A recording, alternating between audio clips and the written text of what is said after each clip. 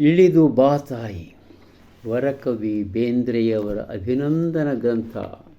ಇಳಿದು ಅದರ ಸಾರ ರೂಪದ ಅಧ್ಯಯನ. ಮುಂದಿನ ಪ್ರಕರಣ ಬರೆದಂಥ ಮಹನೀಯರು ಯಾರು? ಅವರೂ ಶ್ರೇಷ್ಠರು, ಜಾನಪದ ರತ್ನರು, ಜಾನಪದ ವಿದ್ವಾಂಸರು, ಜಾನಪದ ದಿಗ್ಗಜರು ಅಂತ ಹೆಸರನ್ನು ಪಡೆದಂಥ ಮಹನೀಯರು. ಅವರ ಊರು ಚಡಚಣ, ಬಿಜಾಪುರ ಜಿಲ್ಲಾದ ಚಡಚಣದವರು. ಕೇವಲ ಕನ್ನಡ ಶಾಲೆಯ ಶಿಕ್ಷಕರಾದರೂ ಸಹಿತ ಅಪಾರವಾದ ಸಾಹಿತ್ಯವನ್ನು ಅಧ್ಯಯನ ಮಾಡಿ ಅಪಾರವಾದ ಸಾಹಿತ್ಯವನ್ನು ರಚಿಸಿದಂಥ ಮಹನೀಯರು. ಆದರ್ಶ ಶಿಕ್ಷಕ ರಾಷ್ಟ್ರ ಪ್ರಶಸ್ತಿಯನ್ನು ಆವಾಗಿನ ಕಾಲಕ್ಕೆ ಬಾಬು ರಾಜೇಂದ್ರ ಪ್ರಸಾದರಿಂದ ಪಡೆದಂಥ ಮಹನೀಯರು. ಯಾರವರು? ಶ್ರೀ ಸಿಂಪಿ ಲಿಂಗಣ್ಣನವರು. ಒಮ್ಮೆ ಮಾತ್ರ ನಾನು ಬೇಂದ್ರೆಯವರ ಸಂಗಡ ಹಲಸಿಂಗಿ ಹೋಗಿದ್ದೆ ಸಾಕಷ್ಟು ಮಿತ್ರರೊಂದಿಗೆ. ಅಲ್ಲಿ ಅವರನ್ನು ನೋಡಿ ನಮಸ್ಕಾರ ಮಾಡಿದ್ದೆ, ದೂರದಿಂದಲೇ ಮಾತಾಡಿಸಿದ್ದಿಲ್ಲ. ಆಮೇಲೆ ಅವರದ್ದು ಒಂದು ಲೇಖನ, ಪುಸ್ತಕಗಳ ಬಗ್ಗೆ ಸಂಯುಕ್ತ ಕರ್ನಾಟಕದಲ್ಲಿ ಬಂದಿತ್ತು. ಅದ್ಭುತವಾದ ಲೇಖನ ಇತ್ತದು. ಅದನ್ನು ನಾನು ಕಟ್ ಮಾಡಿ ಇಟ್ಟುಕೊಂಡಿದ್ದೆ, ಆದರೆ ಈಗ ಎಲ್ಲೂ ಸಿಗ್ತಾ ಇಲ್ಲ. ಪುಸ್ತಕ ಪ್ರೀತಿ ಎಷ್ಟೊಂದು ಅದ್ಭುತವಾಗಿ ಪ್ರತಿಯೊಬ್ಬರಲ್ಲಿ ಇರಬೇಕು ಅನ್ನೋದಕ್ಕೆ ಆ ಲೇಖನ ಬಹಳ ಅದ್ಭುತವಾದ ಲೇಖನ ಇತ್ತು. ಸಿಂಪಿ ಲಿಂಗಣ್ಣವರು ಬೇಂದ್ರೆಯವರನ್ನು ಕುರಿತು ಗೆಳೆಯರ ಗುಂಪಿನ ಶ್ರೀ ಬೇಂದ್ರೆಯವರು ಅಂಥೇಳಿ ಈ ಲೇಖನ ಇದೆ.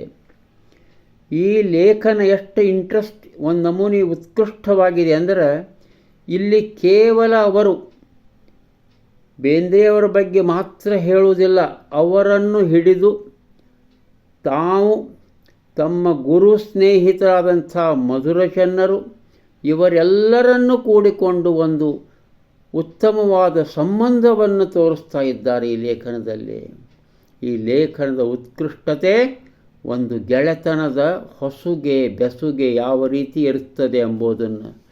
ಇಲ್ಲೇ ಅದ್ಭುತವಾದ ಹೊಗಳಿಕೆಗಳಿಲ್ಲ, ಆದರೆ ಒಂದು ಪ್ರೀತಿ ಎಲ್ಲರ ನಡುವೆ, 3 ಮಂದಿ ನಡುವೆ, 4 ಮಂದಿ 5 ಮಂದಿ ಏನಿದ್ದಾರೆ ಎಲ್ಲರ ನಡುವೆ ಸಿಂಪಿ ಲಿಂಗಣ್ಣವರು, ಬೇಂದ್ರೆಯವರು, ಮಧುರಚನ್ನರು ಯಾವ ರೀತಿ ಸಾಗಿದೆ ಎಂಬುದನ್ನು ಬಹಳ ಉತ್ಕೃಷ್ಟವಾಗಿ ಬರೆದಾರ. ನಿಜವಾಗಲೂ ಇದು ಒಂದು ಚಂದ, ಒಳ್ಳೆಯ ಲೇಖನ. ಪ್ರತಿಯೊಂದು ಪಾರ ಓದಬೇಕನ್ನಿಸ್ತದೆ. ಡಾಕ್ಟರ್ ದ ರಾ ಬೇಂದ್ರೆಯವರು ಅಂಬಿಕಾ ತನಯದತ್ತರೆನಿಸಿ ಕವಿಗಳು, ಕನ್ನಡ ನಾಡಿನ ಅದೃಷ್ಟವಂತ ದೃಷ್ಟಾರರು, ಕವಿತೆಗಳೊಡನೆ ಕವಿಗಳನ್ನೂ ನಿರ್ಮಿಸಿಕೊಂಡವರು. ಸಣ್ಣ ಕತೆ, ಪ್ರಹಸನ, ಹರಟೆ, ಸಂಶೋಧನೆಗಳಲ್ಲಿ ಯಾರಿಗೂ ಕಡಿಮೆಯಲ್ಲದ ಪ್ರತಿಭಾಶಾಲಿಗಳು, ಅತುಲ ಅಧ್ಯಾತ್ಮಿಗಳು, ನಾಡು ನುಡಿಗಳ ಕೆಚ್ಚನ್ನು ಮೈಗೂಡಿಸಿಕೊಂಡವರು. ಅಂಥ ಅತ್ಯುಚ್ಚ ಜೀವನ ಬಾಳುತ್ತಿರುವ ಶ್ರೀ ಬೇಂದ್ರೆಯವರು ನನಗೆ ಆತ್ಮೀಯ ಸಹೋದರರು ಎಂದು ಹೇಳಿಕೊಳ್ಳುವುದೋ ಆಶ್ಚರ್ಯದ ಸಂಗತಿ. ಬೇಂದ್ರೆಯವರು ನನಗೆ ಶ್ರೀ ಬೇಂದ್ರೆಯವರು ಅದಕ್ಕೆ ಇವ ನಮ್ಮವ ಎಂದು ಸಮ್ಮತಿಸಿದಾಗಲೇ ಆ ಮಾತಿಗೆ ಸಾರ್ಥಕ್ಯ ಉಂಟಾಗುತ್ತದೆ. 1921, 100 ವರ್ಷಗಳ ಹಿಂದೆ ನಾವು ಚನ್ನಮಲ್ಲಪ್ಪ, ನಾನು ಭಾಳ ಜಾಣ ವಿದ್ಯಾರ್ಥಿಗಳು. ಆವಾಗ ಮುಲ್ಕಿ ಪರಿಷತ್ ಇಡೀ ಜಿಲ್ಲಾಗ 1ನೇ ನಂಬರ್. ಆಗ ನಾವು 19-17 ವರ್ಷದವರಾಗಿದ್ವಿ. ಆವಾಗ ಈ ಒಂದು ಚಲೋ ಒಳ್ಳೆಯ ಪರಿಚಯ ನನಗೆ ಶ್ರೀ ಚನ್ನಮಲ್ಲಪ್ಪ ಅವರ ನಡುವೆ ಆಯಿತು, ಮಧುರಚನ್ನರು ಅವರ ನಡುವೆ ಆಯಿತು. ಚನ್ನಮಲ್ಲಪ್ಪನವರು 1ನೇ ಸರಿ ಭೇಟಿಯಾಗಿದ್ದರು ಬೇಂದ್ರೆಯವರು. ಎಲ್ಲಿ ಗೊತ್ತಾ? ಧಾರವಾಡದಲ್ಲೇ ಕೊಣ್ಣೂರು ಹನುಮಂತರಾಯರು ಅಂಥೇಳಿ ಒಬ್ಬ ಮಾಸ್ತರ್ ಇದ್ದರು. ಅವರಲ್ಲಿ ಇಂಗ್ಲೀಷ್ ಕಲೀಲಿಕ್ಕೆ ಬಂದಿದ್ರಂಥವ್ರು. ಆ ಇಂಗ್ಲೀಷ್ ಕಲಿತ ಬಿ ಡಿ ಅಕ್ಕಿಯವರು ಮಹನೀಯರು ಅಲ್ಲಿ ಎಲ್ಲರೂ ಇದ್ದರು. ಅವರೆಲ್ಲರ ಸ್ನೇಹ ಆ ಧಾರವಾಡದ ಗೆಳೆಯರ ಗುಂಪಿನೊಳಗೆ ಇವರು ಸೇರಿಕೊಂಡರು ಅಂಥೇಳಿ ಬರೀತಾರೆ. ಪ್ರಭಾತ ಅಂತ ಮಾಸಪತ್ರಿಕೆಯೊಳಗೆ ಬೇಂದ್ರೆಯವರ ಕವನಗಳು ಪ್ರಕಟ ಆಗಿದ್ದು ನೋಡಿ ಸಂತೋಷಾಗಿ ಇವರನ್ನೆಲ್ಲ ಓದ್ತಾ ಇದ್ರಂತೆ. ಆಮೇಲೆ ಆ ಕೃಷ್ಣಕುಮಾರಿ ಖಂಡ ಕಾವ್ಯವನ್ನು ಸಹ ಅವನ್ನು ಎಲ್ಲರೂ ಓದಿ ಆನಂದಿಸ್ತಾ ಇದ್ರಂತೆ. ಬಿಜಾಪುರ ಸಾಹಿತ್ಯ ಸಮ್ಮೇಳನಕ್ಕೆ ಹೋದರು. ಆವಾಗ ಆ ಸಮ್ಮೇಳನದಲ್ಲಿ ನಮ್ಮ ಚನ್ನಮಲ್ಲಪ್ಪನವರು ಮಧುರ ಚನ್ನರು ಆ ತಮ್ಮ ಅದ್ಭುತವಾದ ಕವನ, ಎಷ್ಟು ಸುಂದರವಾದ ಕವನ, ಸುನೀತಿ ದೇವಿ ನಿದ್ದೆ ತಿಳಿದು ಎದ್ದು ಕುಳಿತಳು. ಒಂದು 4-5 ನುಡಿಗಳ ವಾಚನ ಮಾಡ್ತೇನೆ. ಏನು ಸಂದರ್ಭ ಅಂದರೆ, ಧ್ರುವ ನೀನು ದೇವರನ್ನು ಕಾಣಬೇಕು, ತಪಸ್ಸನ್ನು ಮಾಡಿ ಕಾಣಬೇಕು ಅಂತ ತಾಯಿ ಹೇಳಿಬಿಡ್ತಾಳೆ ಸುನೀತಿ. ಅದು ಅವನು ಮನಸ್ಸಿನಾಗ ಕೂತ್ಬಿಡ್ತಲ್ಲ. ಹೊಂಟ ಅಡವಿಗೆ ಹೋದ, ಯಾರಿಗೂ ಹೇಳಿಲ್ಲ, ತಾಯಿಗೂ ಹೇಳಿಲ್ಲ. ಆ ಸಂದರ್ಭವನ್ನು ನಮ್ಮ ಮಧುರ ಚೆನ್ನವರು ಎಷ್ಟು ಚಂದ ರೂಪಿಸಿದ್ದಾರೆ. ಸುನೀತಿ ದೇವಿ ನಿದ್ದೆ ತಿಳಿದು ಎದ್ದು ಕುಳಿತಳು, ಸುನೀತಿ ದೇವಿ ನಿದ್ದೆ ತಿಳಿದು ಎದ್ದು ಕುಳಿತಳು, ಎದ್ದು ಕುಳಿತು ಹೊದ್ದ ಸೆರಗ ಸರಿಸಿ ಮುದ್ದು ಮಗನ ಕಡೆಗೆ ಕೈಯ ಚಾಚಿ ಕಾಣದಾದಳು, ಮಗನ ಕಡೆಗೆ ಕೈಯ ಚಾಚಿ ಕಾಣದಾದಳು. ತರಳ ನಿದ್ದೆ ಗಣ್ಣಿನಲ್ಲಿ ಉರಳಿ ಮುಂದ ಹೋದನೆಂದು ತಿಳಿದು ಸರಿದು ನೋಡ್ಪಳು, ನೆಲಕ್ಕೆ ಕೈಯ ಸವರಿ ಮಗನ ಕಾಣದಾದಳು. ಹೀಗೆ ಹೋಗ್ತದೆ. ಏಳು ಬೀಳು ತೆದ್ದು ದೀಪ ಹಚ್ಚಿ 4 ಮೂಲೆ ನೋಡಿ ಮಗನ ಮೋರೆ ನೋಡದಾದಳು, ಹುಡುಕಿ ಮಗವ ಕಾಣದಾದಳು. ಕಣ್ಣು ತುಂಬ ನೀರ ತಂದು ಕೊರಲ ಸೆರೆ ಒಬ್ಬಿ ಬರಲು ಹೊರಟು ಮೂಕಳಂತೆ ನಡೆದಳು, ಸುನೀತಿ ಎದ್ದು ಮನೆಯ ಬಿಟ್ಟು ಹೊರಗೆ ನಡೆದಳು. ಹೀಗೆ ಸಾಕ್ತದೆ ಅದ್ಭುತವಾದಂಥ ಕವನ. ಕಡೆಗೆ ಬಂದ್ಬಿಡ್ತಾಳಕ್ಕೆ. ದೇವರನೆಗೆ ರೆಕ್ಕೆಗಳನ್ನು, ಢೇಗೆಯಂಥ ಕಣ್ಣುಗಳನ್ನು, ಯೋಗಿಯಂಥ ಮನವ ಕೊಡುವನೇ, ಕೊಟ್ಟರೀಗ ಮುಗಿಲನೇರಿ ನೋಡಿ ಬರುವನೇ. ಗಿಡವೇ ಧ್ರುವನು, ಧನವೇ ಧ್ರುವನು, ಕಲ್ಲೆ ಧ್ರುವನು, ಸೊಲ್ಲೆ ಧ್ರುವನು, ಎಲ್ಲ ಕಡೆಗೆ ಧ್ರುವನ ಭ್ರಾಂತಿಯೇ, ಸುನೀತಿಯಲ್ಲಿ ಮೂಡಿತೆಂದು ಧ್ರುವನ ಮೂರ್ತಿಯೇ.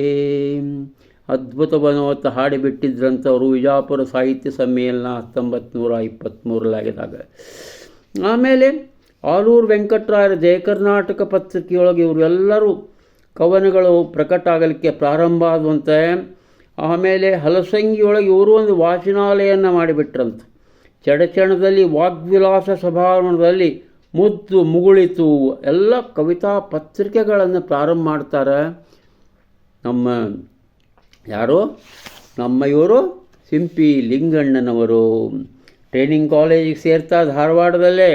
ಅಲ್ಲಿ ಟ್ರೈನಿಂಗ್ ಕಾಲೇಜಿನಾಗ ಟ್ರೈನಿಂಗ್ ತೊಗೊಂಡಾಗ ಸಹಿತ ಅಲ್ಲೇ ಎಲ್ಲರೂ ಇವ್ರಿಗೆ ಸ್ನೇಹಿತರು ಭೇಟಿ ಆಗ್ತಾರಂತೆ. ಯಾಕಂದ್ರೆ ಒಂದು ಇದರಿಂದ ಇವರು ಭಾಳ ಪತ್ರಿಕೆಗೆಲ್ಲ ಹೊರಡಿಸಿರ್ತಾರಲ್ಲ, ಆ ಕಾರಣಕ್ಕೆ ತಿವಾರಿ, ಗಂಗಾಧರ, ಬೆಳಗಾವಿ ರಾಮಚಂದ್ರ, ಶೇಗವ್ ಕುಲಕರ್ಣಿ, ನಮ್ಮ ಗುರುಗಳಾದಂಥ ಪ್ರಹ್ಲಾದ್ ನರೇಕಲ್, ಶಂಭಾ ಜೋಶಿ, ಬೆಟಗೇರಿ ಕೃಷ್ಣ ಶರ್ಮಾ ಎಲ್ಲರೂ ಬಂದು ನಮ್ಮ ಸಿಂಪಿ ಲಿಂಗಣ್ಣವರು ಇಲ್ಲಿ ಟೀಚರ್ ಆಗ್ಲಿಕ್ಕೆ ಬಂದಾರ ಅಂಥೇಳಿ. ಮುಂದೆ ಇವರು ಶಿಕ್ಷಕರಾಗಿ ಹೋಗ್ತಾರೆ. ಭಾಳ ಚೆನ್ನಾಗಿ ಶಿಕ್ಷಕ ವೃತ್ತಿಯನ್ನು ಮಾಡಿದಾಗ ಆಮೇಲೆ ಬೇಂದ್ರೆಯವ್ರ ತನಕ ಪ್ರಾರಂಭ ಆಗಿಬಿಟ್ಟಿರ್ತದೆ. ಒಂದು ನಮೂನೆ ಅದ್ಭುತವಾದ ಸ್ನೇಹ ಸಂಪತ್ತು ಪ್ರಾರಂಭ ಆಗಿಬಿಟ್ಟಿರ್ತದೆ. ಬುದ್ಧದೇವ ಅಂತ ಒಂದು ನಾಟಕ ಬರೀತಾರೆ. ಅದಕ್ಕೆ ಬೇಂದ್ರೆಯವರು ಮುನ್ನುಡಿ ಬರೆದು ಕೊಡ್ತಾರೆ. ಆದರೆ ಪ್ರಕಟ ಆಗದೆ ಎಲ್ಲೋ ಕಳೆದು ಹೋಗಿಬಿಡ್ತದೆ, ಒಂದು ದೊಡ್ಡ ದುರಂತ. ಆಮೇಲೆ ಅವರು ಜಯ ಕರ್ನಾಟಕ ಏನು ಪತ್ರಿಕಾ ತಗೋತಾರಲ್ಲ 1929-30 ಅದರಲ್ಲಿಯೂ ಸಹಿತ ಆ ಜನಪದ ಸಾಹಿತ್ಯ ವಿಭಾಗ ಬರ್ತದೆ. ಆವಾಗ ಇವರು ಅದರಲ್ಲಿಯೂ ಸಹಿತ ತಮ್ಮ ತ್ರಿಪದಿಗಳ ಒಂದು ಸಂಗ್ರಹವನ್ನು ಕಳಿಸ್ತಾರೆ. ಮುಂದೆ ಅವರು ಪುಸ್ತಕಗಳನ್ನು ಬರೆಯಲಿಕ್ಕೆ, ಆ ಕವನಗಳನ್ನು ಬರೆಯಲಿಕ್ಕೆ, ಸಂಗ್ರಹ ಮಾಡಲಿಕ್ಕೆ ಪ್ರಾರಂಭ ಮಾಡಿಬಿಡ್ತಾರೆ. ಮಲ್ಲಿಗೆ ದಂಡೆ, ಜೀವನ ಸಂಗೀತ, ಹೀಗೆಲ್ಲ ಗ್ರಂಥಗಳನ್ನು ಮಾಡಿಬಿಡ್ತಾರೆ. ಆಮೇಲೆ ರಾಷ್ಟ್ರೀಯ ಆಂದೋಲನ ಕಾಲಕ್ಕೆ ಎಲ್ಲೆಲ್ಲೋ ತಿರುಗಾಡ್ತಾರೆ. ನಾನು ಹಲಸಂಗಿಗೆ ಶಿಕ್ಷಕನಾಗಿ ಹೋದೆ. ಆವಾಗ ನನಗೆ ಅವ್ರದ್ದು 1935 ಬೇಂದ್ರೆ ಅವ್ರಿಗೆ ಪತ್ರ ಬರೀತಾ ಇರ್ತಾರೆ. ಹಲಸಂಗಿ ಗೆಳೆಯರಿಂದ ಸಂಪಾದಿತವಾದ ವಿಶ್ವಾಮಿತ್ರ ಅಂತ ಒಂದು ಕೈಬರಹದ ಮಾಸಪತ್ರಿಕೆಯನ್ನು ಸಹಿತ ಅವ್ರು ಮಾಡ್ತಾರೆ. ಆಮೇಲೆ ರಾಮಕೃಷ್ಣ ಪರಮಹಂಸರ ಶತಮಾನೋತ್ಸವ ಅಲ್ಲೇ ಆವಾಗ ಬೇಂದ್ರೆಯವರು ಬಂದಿರ್ತಾರೆ. ಮುಗುಳಿ, ಕಾರಂತ, ವಿಜಾಪುರದಿಂದ ನೂರಾರು ಮಂದಿ ಬಂದಿರ್ತಾರೆ. ಆ ಹೊತ್ತು ಪರಮಹಂಸರ ಕುರಿತು ಒಂದು ನಾಟಕವನ್ನು ಆಡ್ತಾರೆ. ಮಧುರಚನರು ಪರಮಹಂಸರಾದರೆ ಇವರು ವಿವೇಕಾನಂದ ಆಗಿರ್ತಾರಂತ ಪಾತ್ರ ಬಂದಿತ್ತಂತ. 1936 ವಿಜಯನಗರದ 6ನೇ ಶತಮಾನೋತ್ಸವವನ್ನು ವಿಜೃಂಭಣೆಯಿಂದ ಆಚರಿಸ್ತಾರಂತ. ಆ ಭುವನೇಶ್ವರಿ ಮಾತೆ ಆಕೆ ಫೋಟೋ ಇಟ್ಟು ಪೂಜಾ ಮಾಡಿ ಎಲ್ಲ ಮಾಡಿ, ನಾನು ಚನ್ನಮಲ್ಲಪ್ಪನವರು, ನಾವು ಕಾಪ್ಸೆ ರೇವಪ್ಪನವರು ಎಲ್ಲ ಸಾಹಿತಿಗಳು, ಕವಿಗಳು ಎಲ್ಲರೂ, ಆ ಸಕ್ಕರೆ ಶಿವಶಂಕರಪ್ಪನವರು ಎಲ್ಲರೂ ಕೂಡಿ ಅದು ಅದ್ಭುತವಾದ ಕಾರ್ಯಕ್ರಮವನ್ನು ಜರುಗಿಸ್ತಾರಂತ. ಮುಂದೆ ಅರವಿಂದರ ಗ್ರಂಥಮಾಲೆಯನ್ನು ಪ್ರಾರಂಭಿಸ್ತಾರೆ. ಅಲ್ಲಿ ಬೇಂದ್ರೆಯವರ ಗ್ರಂಥಗಳನ್ನು ಸಹ ಪ್ರಕಟ ಮಾಡಿಬಿಡ್ತಾರೆ.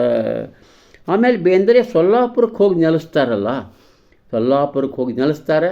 ಆವಾಗ ಏನಾಯ್ತು ನಾ ಮುಂದೆ ಹೇಳ್ತೇನೆ. ನಮಸ್ಕಾರ.